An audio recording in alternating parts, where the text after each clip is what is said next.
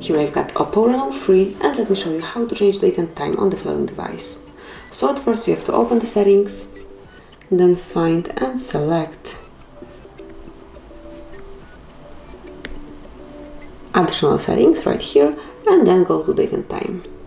And here you can either use automatic date and time, and it is network provided time, or you can switch it off, and now you can set the date and time manually by yourself.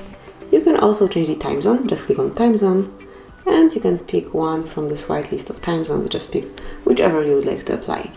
Then you can also change the format of your clock, so you can use either 24-hour format clock, or you can have 12-hour format clock, it's up to you, whichever you prefer. And also then you can activate dual clock feature, so display the time of your current location and your usual residence, so here it is. So that would be all. This is how you can change the date and time, and also how you can personalize the clock functions. And then if you'd like to go back to automatic setup, just click here, and now date and time and also time zone will be set up automatically. So that would be all. Thank you for watching. Please subscribe our channel and leave the thumbs up.